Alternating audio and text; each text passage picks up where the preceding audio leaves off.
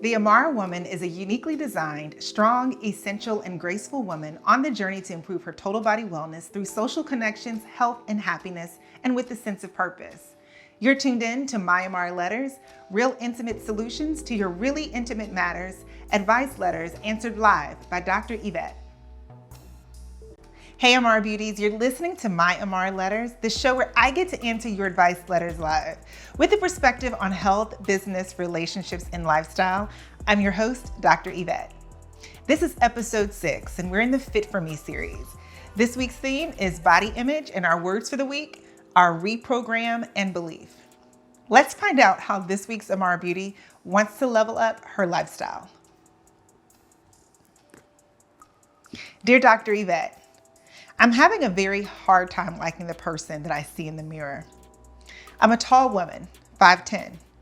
I weigh 187 pounds and I wear a size 11 through 13 in clothes. My problem is that I don't know if I'm bigger than I should be or if my height and weight are okay. To be honest, I've never really liked how my body looks. I've always been the biggest person in my family. My mother used to make little statements about the difference in size between me and my 2 siblings. She still comments on my weight sometimes, even though I'm a grown woman.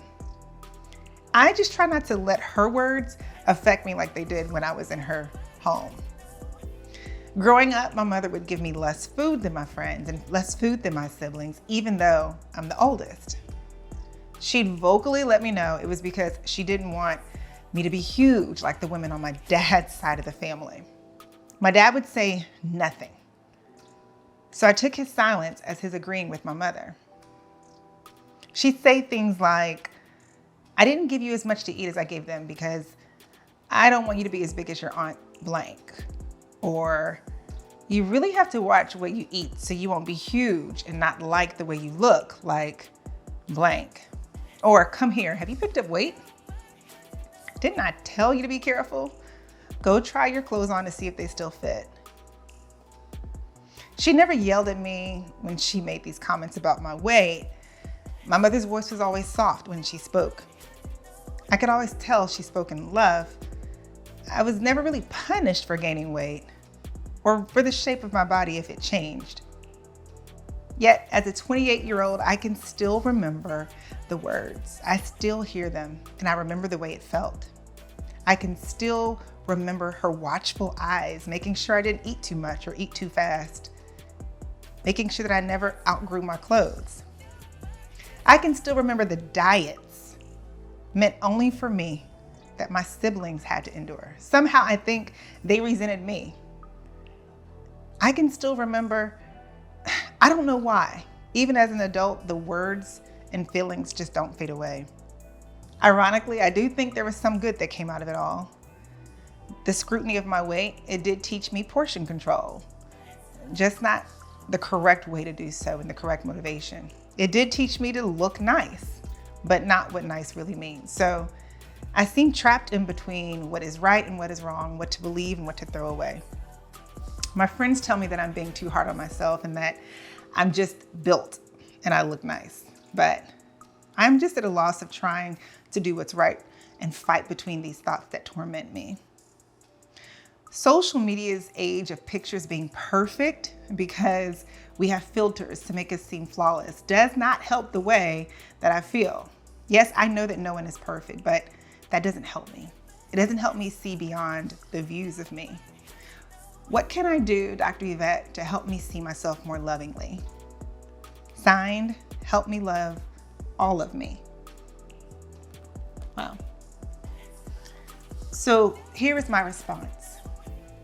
Dear AMARA woman, the way we see ourselves in the mirror, our body image, is really important and it needs to be addressed. I applaud you for stepping forward to help women everywhere have this discussion. Beauty isn't a size, a color, a shape, or anything like that. You've heard beauty is in the eye of the beholder, and the beholder sees beauty where others can, and we have to work to be our own beholders and to honor and recognize our beauty even when others won't. I do hope that you know that your mother only wanted to make sure that she raised you to be a healthy, successful adult. Sometimes we don't say the right things or we don't say things the right way, but your mother was showing her love for you the best that she could. And we have to understand that a lot of what we like, the things that please our eyes and what we deem to be acceptable, has been learned from our upbringing. So it's perfectly normal for the words of the person who had this prominent role in shaping your self-image to continue to play in your mind. More importantly, understand that those negative words that you remember from your past, they must be and they can be replaced with words that better promote your present well-being. You know what? This makes me think of the book, What to Say When You Talk to Yourself by Dr. Shad Helmstetter. Have you heard of that?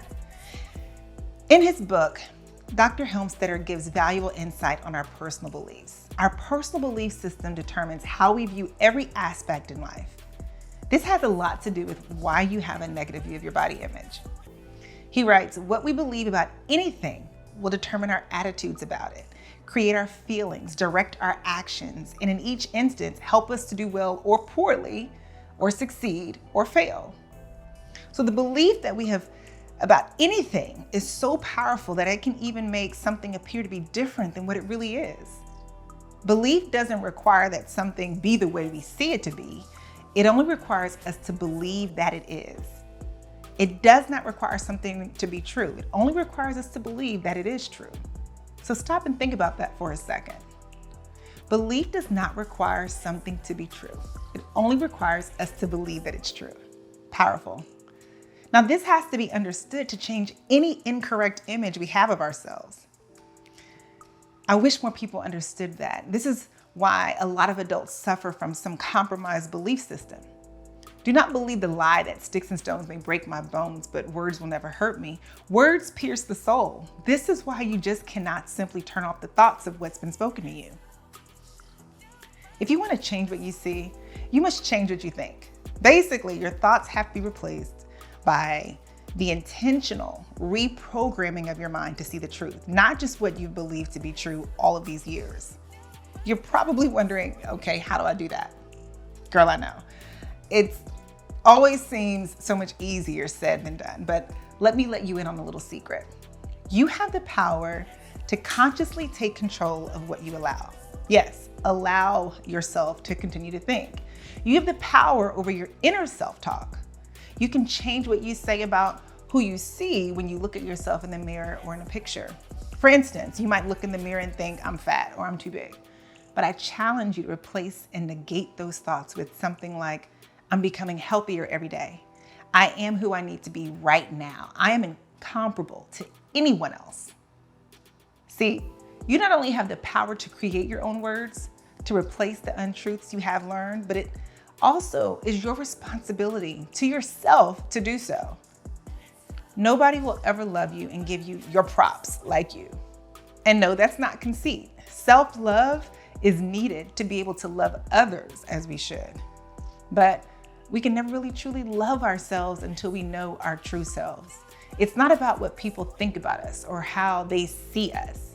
We all know that looks can be deceiving, especially since we can use filters and post these pictures and have others approve of them and pretend that they're absolutely the realest version of ourselves. I've been guilty of that too. But what we most often don't understand is that the ultimate goal of good health should never be based solely on how we look and feel. There are countless stories of people appearing to be healthy who actually had an underlying heart condition or some other illness that gave them the unwanted surprise of future health obstacles.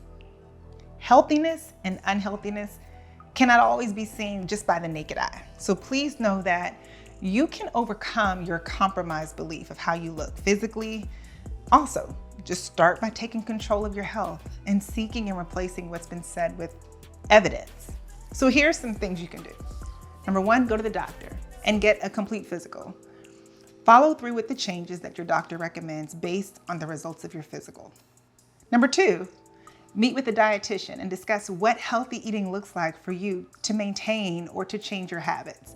Let the dietitian help you plan and make healthy snacks like apple or fruit slices and berries and nuts and sliced cucumbers.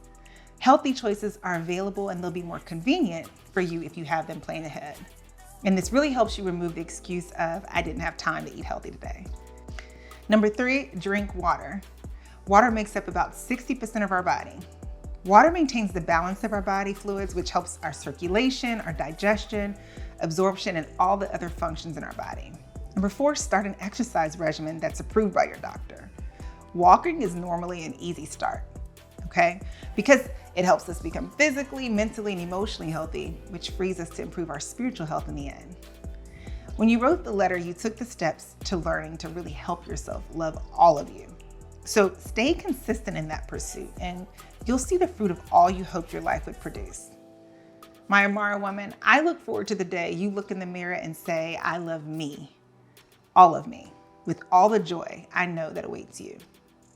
So as we close each and every episode of my AMARA letters, I say to you, my dear AMARA woman, I'm Dr. Yvette, wishing you life's best and pouring into you so you royally pass life's tests, equipping you to power through life's stress, challenging you to live your best and to make this day and every next day better than the rest. You're strong, resilient, and essential, rare, delicate, and graceful. My beautiful AMARA woman, keep loving and living in the freedom of being you. For the complete letter and response, subscribe to My AMARA Letters, available on all podcast platforms, or visit theamarawoman.com. For a full visual experience, watch weekly episodes on YouTube, search The AMARA Woman, take a listen, and subscribe.